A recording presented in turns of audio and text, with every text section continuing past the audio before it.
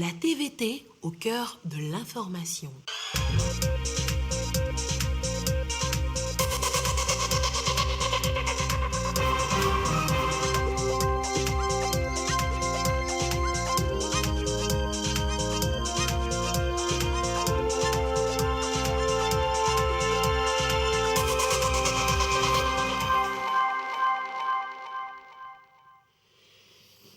Bonsoir à tous, merci de votre attention. L'actualité ce soir, le renfort acheminé dans le Pendjal. Les forces armées togolaises ont déjoué sur place une attaque.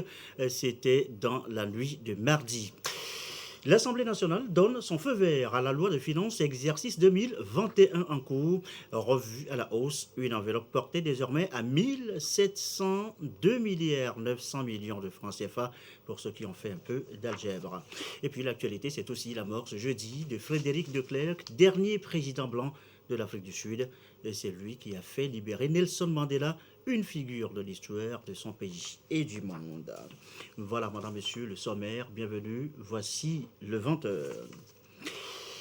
Un but partout, eh bien, c'est le score du match Togo-Sénégal. Les éperviers n'ont pu faire mieux qu'un match nul dans cette confrontation de la 5e et avant-dernière journée des éliminatoires de la Coupe du Monde Qatar 2022. C'est donc le score qui a sanctionné cette rencontre. Vous avez suivi en direct sur notre antenne. C'est passé comme une lettre à la poste. Les députés disent oui à la demande du gouvernement revoir à la hausse le budget exercice 2021 en cours. Eh bien, ça y est, c'est fait. L'Assemblée nationale donne son quitus. La loi rectificative est votée et à l'unanimité. Écoutez ça là. Ils sont pour. Contre. C'est fait. Les députés ont voté la loi de finances rectificative exercice 2021. 1702,9 milliards de francs CFA contre 1521,6 milliards initialement prévus. Une hausse de 11,9% motivée par la lutte que mène le gouvernement contre le Covid-19 et les dispositions prises pour améliorer la situation économique du pays. Le gouvernement, par cette pratique traditionnelle, reconnaît qu'il y a eu des écarts entre les prévisions et l'exécution du budget, écarts souvent liés à des contingences exogènes, comme on l'a vu durant tout le long de l'étude de ce texte. Au groupe parlementaire NET-PDP, nous pensons que nous avançons dans le bon sens. Nous encourageons le gouvernement à faire plus et mieux pour soulager les populations qui sont frappées de plein fouet par la crise. Le groupe parlementaire majoritaire du grand parti Union pour la République se réjouit des efforts fournis par le gouvernement dans la mobilisation des ressources dont les résultats sont visibles, palpables et satisfaisants et reste déterminé à apporter son soutien à la politique gouvernementale. Outre la pandémie du Covid-19, la rectification de la loi initiale exercice 2021 se justifie par des dépenses stratégiques, notamment sécuritaires, mais aussi d'autres dépenses courantes qui n'étaient pas prévues. Le gouvernement se félicite du quitus donné par l'Assemblée nationale. En votant la présente loi de finances rectificative, vous donnez au gouvernement les moyens de son action. Ainsi, le gouvernement entend poursuivre la mise en œuvre des réformes structurelles visant la stabilité du cadre macroéconomique et l'assainissement des finances publiques, qui passent notamment par une plus grande efficience dans la gestion des dépenses publiques. Par ailleurs, les efforts dans la mise en œuvre des réformes, notamment dans l'amélioration du climat des affaires, seront maintenus. Le budget rectificatif 2021 dégage un déficit budgétaire dont y compris de 6,5% du PIB contre 6,1% pour la loi de finances initiale. La loi votée par l'Assemblée nationale répond aux principes de transparence dans la gestion des finances publiques. Cet exercice illustre l'attachement du gouvernement au principe de transparence dans la gestion des finances publiques. Plus encore, elle augure des perspectives macroéconomiques encourageantes allant vers une forte reprise des activités économiques. Ces perspectives, il faut le reconnaître, sont possibles grâce au leadership du président de la République, son Excellence M. Faure Zimnania Singbe, visant à renforcer les actions urgentes afin de minimiser l'impact de la COVID-19 sur nos populations, tout en maintenant l'élan de croissance économique de notre pays. Grâce aux ambitieuses réformes politiques, économiques et sociales initiées, nous avons pu enregistrer des avancées significatives. C'est dans ce sens que nous saluons les performances réalisées par notre Togo encore une fois dans le cadre du Millennium Challenge Corporation pour l'exercice 2022. En effet, notre pays vient de valider encore une fois les 15 indicateurs sur les 20 qui mesurent la performance politique des pays partenaires dans les domaines de la liberté économique, de la justice et de l'investissement dans le capital humain. La présidente de l'Assemblée nationale, Yaoua Digbondi-Tchegan, alerte tout de même. Avec la persistance de la crise sanitaire, la vigilance doit être de mise pour conserver les acquis. Malgré l'optimisme que nous affichons, le soulagement et l'espoir qu'induit l'adoption de la présente loi de finances rectificative exercice 2021, la persistance de la crise sanitaire nous rappelle qu'il nous faut redoubler de vigilance et de prudence afin de conserver précieusement les acquis auxquels nous sommes parvenus au prix de sacrifices consentis par tous. La représentation nationale reste persuadée que cette reprise sera fondamentalement portée par les investissements dans le domaine des infrastructures et la hausse de la production agricole, entre autres. La loi de finances rectificative exercice 2021 accorde une bonne part à l'acquisition des vaccins anti-Covid.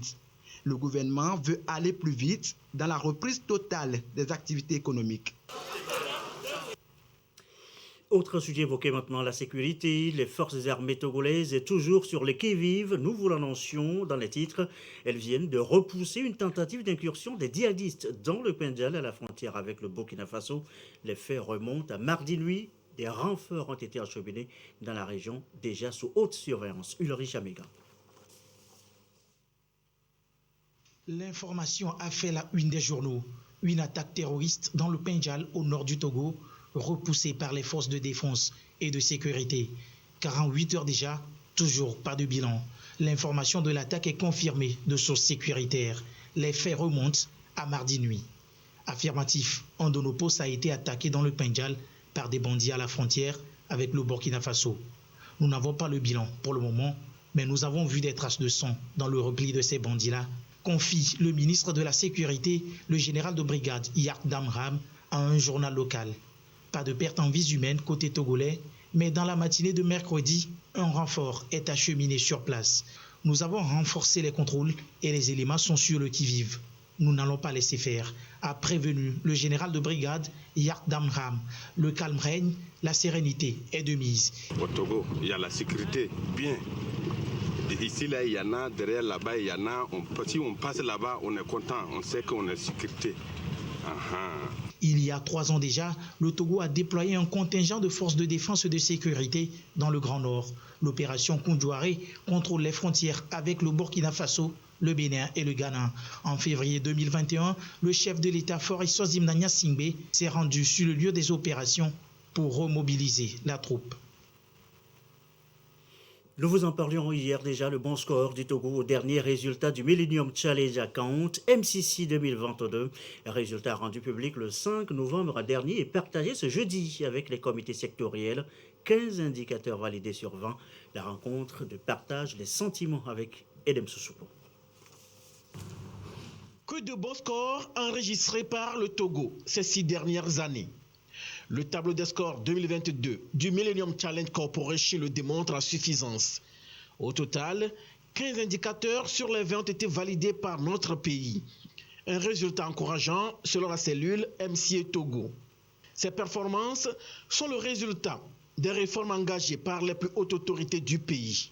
Notre pays a réédité l'exploit de l'année dernière et confirme encore une fois son statut de réformateur. La catégorie de la liberté économique comporte 8 indicateurs Et nous avons validé 7 indicateurs sur les 8. À la catégorie de la bonne gouvernance, là nous avons aussi validé 5 indicateurs sur 6.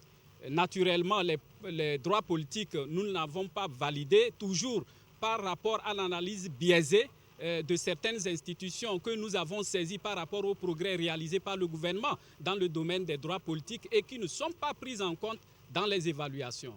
Et la troisième catégorie, c'est la catégorie de l'investissement dans le capital humain, où nous avons validé 3 indicateurs, notamment l'indicateur sur les dépenses dans l'enseignement primaire, la protection des ressources naturelles et aussi le taux d'achèvement des filles dans le cycle primaire. La cellule MC Togo estime que certains indicateurs ont été mal notés. Le cap néanmoins est maintenu pour faire mieux et plus. L'indicateur relatif à la création d'entreprises nous pose un énorme problème parce que pour l'évaluation, il a fallu qu'on prenne les données d'une enquête qui a été réalisée sur la période de 2014 et 2015 et publiée en 2015 pour évaluer le Togo en 2021. Cela ne sert à rien pour nous aujourd'hui et nous sommes déjà en interaction avec le MCC pour mieux comprendre et pour restituer la vérité des choses. L'indicateur sur la lutte contre la corruption, il est ouvert, nous l'avons validé. Mais c'est un indicateur critique, il est éliminatoire. Donc en priorité, nous devrions travailler à consolider cet indicateur. En deuxième priorité, nous allons travailler davantage avec le MCC pour corriger l'erreur commise sur la création d'entreprises. Et nous allons aussi analyser la manière dont les progrès réalisés en termes d'investissement dans le secteur de la santé, en matière de renforcement du plateau technique et du système sanitaire, pour que cela aussi soit reflété dans l'indicateur dépenses dans la santé. Sur les 81 pays évalués, le Togo est en 3e position dans la sous-région subsaharienne. En ligne de mire, le programme Compact. Déjà, en 2015, le Togo a bénéficié du programme Trichol au seuil. La santé évoquée à l'instant dans ces résultats, MCC, la santé encore avec le Covid-19, précisément le sujet de réflexion ce jeudi au colloque international à Lomé sur la pandémie. Juristes et professionnels de la santé universitaire ont tous planché sur les sciences sociales et la santé, un sujet de recherche qui fait le bilan. Attendu aussi le point des échanges avec Antoinette Omavovo. En période d'épidémie et de crise sanitaire, les sciences sociales jouent un important rôle. Elles permettent de co-construire des solutions entre acteurs de santé et les communautés dans un partenariat franc. Cas de Covid-19 en est une illustration. De meilleures décisions sont prises mettant l'homme au centre des actions de riposte. Tu ne peux pas soigner quelqu'un quand tu ne le connais pas, quand tu ne sais pas comment il comprend lui-même son problème de santé. Donc c'est toute l'essence de la participation du système de santé et la prise en compte des sciences sociales pour qu'on puisse mieux bâtir nos stratégies et nos interventions de lutte. Lorsque les gens sont cantonnés chez eux pendant des mois, c'est vrai qu'on peut dire oui, ils se reposent à la maison, mais ce n'est pas évident. Il y a beaucoup qui ont développé des pathologies en dehors de la Covid-19. On veut ratisser large pour voir la contribution des différentes sciences à la lutte contre la Covid-19. L'apport de l'Université de Lomé depuis le début de la crise sanitaire du Covid-19 est remarqué et apprécié par beaucoup. Un engagement matérialisé par diverses initiatives pour une lutte efficace contre la pandémie. Cet engagement fort, remarqué et remarquable de notre université a été accompagné par le gouvernement togolais et aussi par l'Organisation mondiale de la santé. Ce colloque se veut pour objet de faire le bilan du bilan, de la gestion des effets et des défis de la Covid-19 dans une approche pluridisciplinaire avec les fines fleurs des disciplines diverses en présence. La lutte est donc engagée.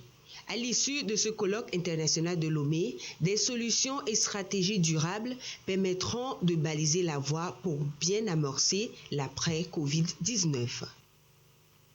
Et voici à ce jour la situation de la pandémie au nouveau coronavirus au Togo. Le nombre de cas confirmés est de 26 145 avec 12 nouveaux cas depuis hier. Le nombre de personnes guéries est de 25 813 avec 7 nouveaux guéris depuis hier. Le nombre de cas actifs est de 89. Le nombre de décès est de 243. Communiqué chiffre rendu public par le ministre en charge de la Santé, professeur Moustapha Midiawa. Et avec le Covid-19, on en vient presque à les oublier. Pourtant, les maladies tropicales négligées, l'onchocercose, la trypanosomiase par exemple, restent un problème de santé publique, d'où la rencontre de ce jour. Que peut-on en retenir? Les précisions avec Elia Boignandao. 2 milliards de personnes sont affectées dans le monde par une ou plusieurs maladies tropicales négligées. La filariose lymphatique, l'onchocercose, entre autres. Au Togo, on note l'élimination de la filariose lymphatique et de la trypanosomiase. Malgré ces quelques avancées notables, les maladies tropicales négligées restent un problème de santé publique. Sur le plan national et conformément aux réformes dans le secteur de la santé, un plan de pérennisation des acquis et résultats réalisés est établi. Ce plan va s'articuler autour de 2 éléments principaux. La collaboration intersectorielle, faire intégrer dans la mise en œuvre de ce plan tous les autres secteurs et la mobilisation des ressources. Le ministère de la Santé va donc, à travers ce plan, faire appel à tous les partenaires techniques et financiers, mais aussi aux autres différents départements. Nous avons 11 maladies tropicales négligées. Nous sommes dans le processus de traitement des autres maladies comme l'onchocercose, les schistosomiases et les géohelminthiases. Depuis 2010 jusqu'à présent, les prévalences ont baissé. L'USAID, partenaire du Togo dans la lutte contre les maladies tropicales. Pour l'institution, le pays est leader mondial dans la lutte contre les maladies tropicales négligées. Beaucoup de problèmes qui sont signalés avec ces maladies sont liés à l'accès à l'eau, les enfants qui vont dans les mares. C'est lié également à des questions environnementales. Nous appuyons chaque pays et les pays qui sont engagés dans ces programmes-là à avoir une action concertée, intersectorielle pour mettre en place les bases d'éradication et d'élimination de ces maladies. Le plan de pérennisation des acquis des maladies tropicales négligées arrive à point nommé. Il devra appuyer le gouvernement dans sa dynamique d'amélioration de la santé des populations. En rapport encore avec la santé, revoir et faire le point sur les activités chaque 3 ans. Eh bien, c'est l'agenda que se donne le cadre national de concertation de la mutualité du Togo. Un plan de travail proposé à la lecture ce jeudi avec un objectif, la contribution que peut apporter la mutualité sociale à la couverture maladie universelle récemment lancée. Le compte rendu, Kazim Nabaga. Une vision, permettre à toutes et à tous d'accéder aux soins de santé de qualité. Un document, le plan stratégique de développement de la mutualité sociale au Togo 2022-2025. Le cadre national de concertation de la mutualité au Togo planifie ses interventions sur les 3 prochaines années.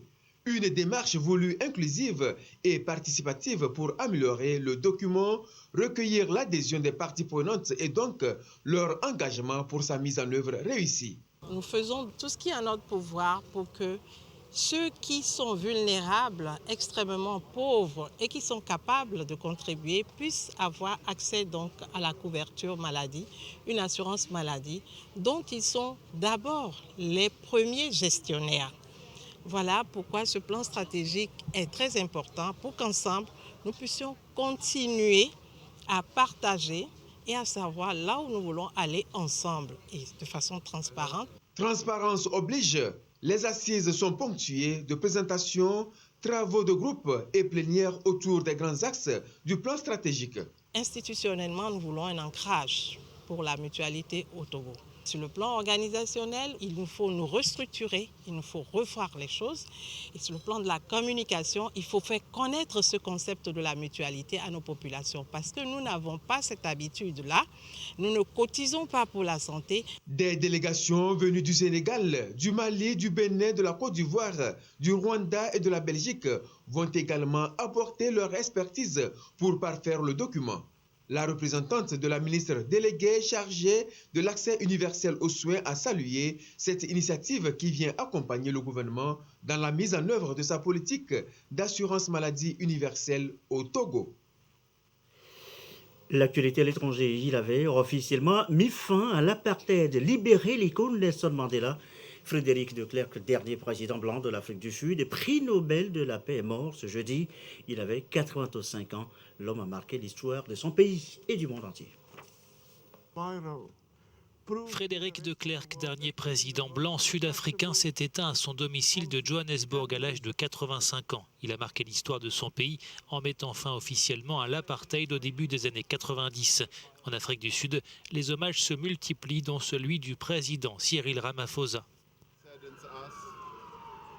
La mort de Frédéric de Klerk nous attriste, dit-il, car il a joué un rôle clé dans l'instauration de la démocratie dans notre pays.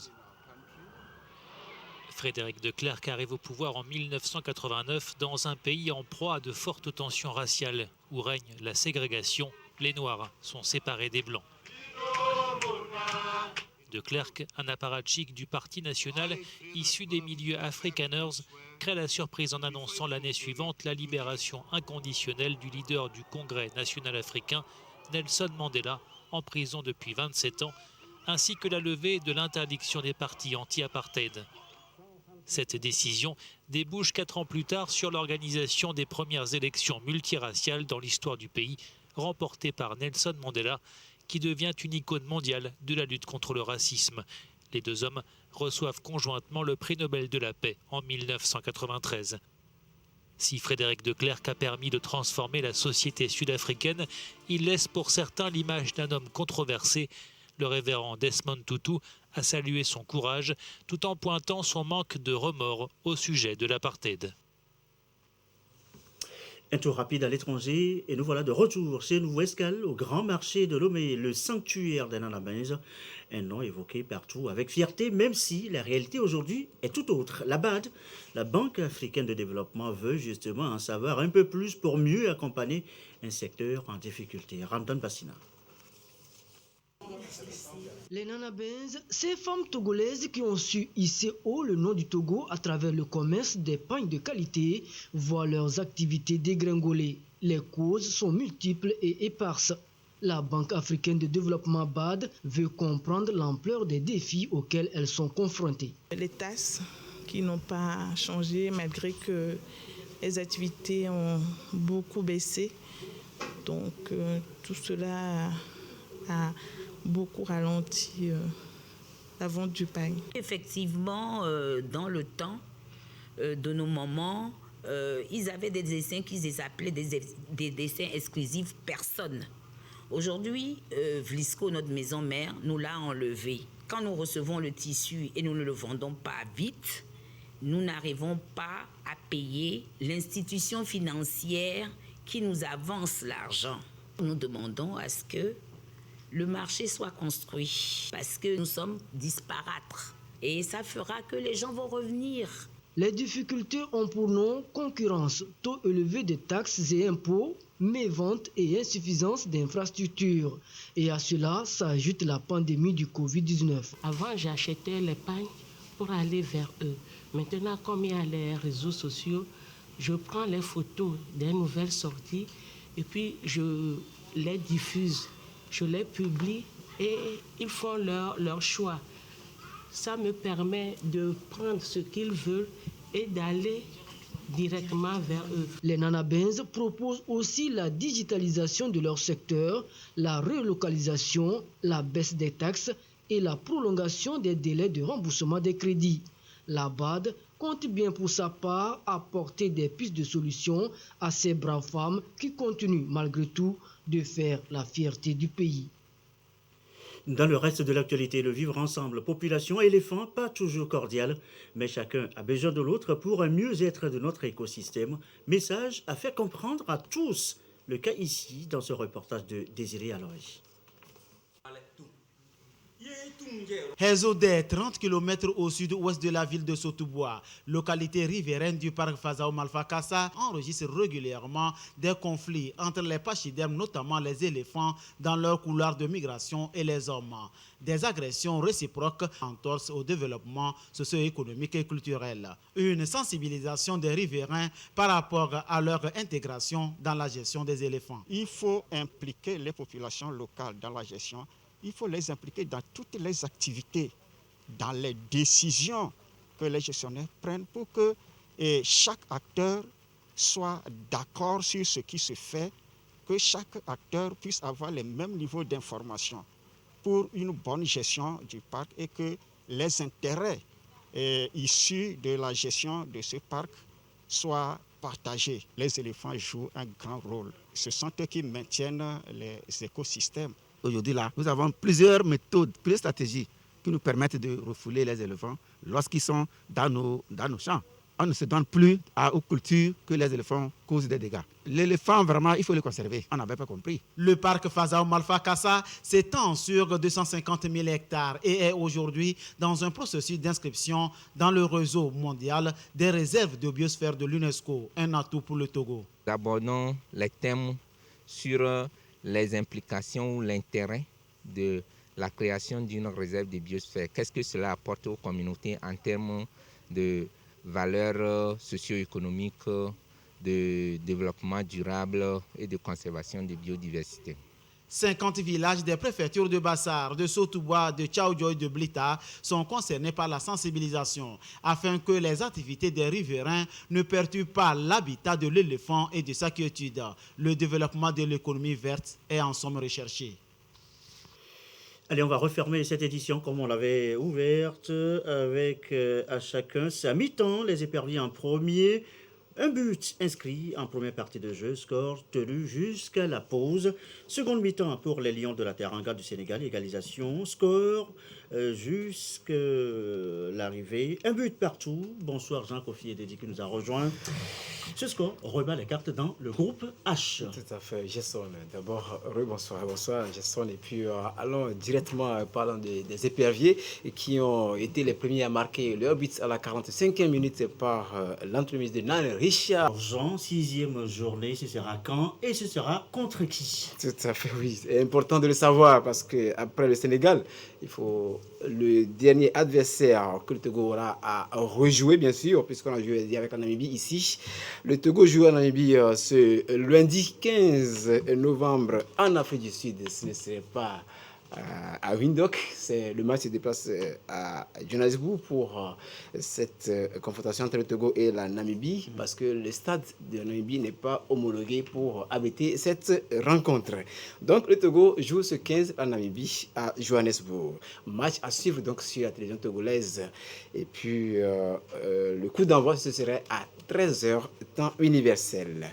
Notons également que la délégation togolaise quitte Lomé via Cotonou demain.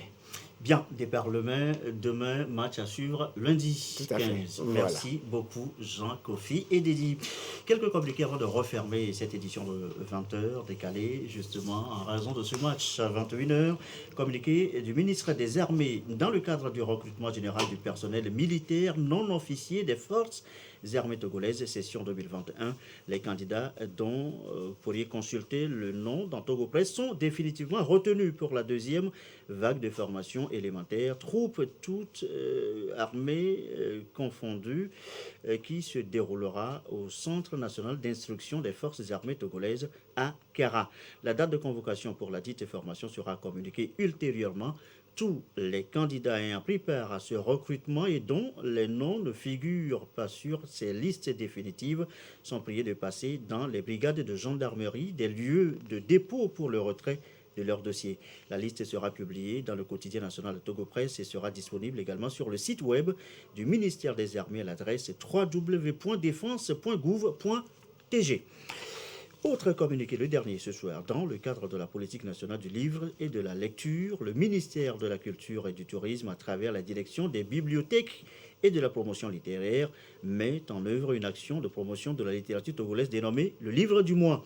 Ainsi invite-t-il le public à se procurer et à lire, au titre de ce mois de novembre 2021, le recueil de poèmes intitulé « Sur les murs du monde » de l'écrivain Armand Esso. Dans ce recueil de poèmes, on retrouve des poèmes tels que « Épître de l'auteur sur cette terre, si un jour, là où mon cœur ira, ce qu'on peut effacer, la terre qui nous a vu naître, le vivre ensemble ». Cet ouvrage fera l'objet d'un café littéraire le jeudi 25 novembre 2021 à 19h de 19h à 20h, 30 minutes au Goethe Institute. Pour tout renseignement complémentaire, veuillez contacter le 222, le 22 22 86 83 ou le 90 06 23 27. Ceci referme donc ce journal. Merci à vous qui nous suivez ce soir dans le Pendjal et à Adjorometi pour mes quartiers dans le pain. Et comme d'habitude, toujours fidèlement, très belle soirée à vous.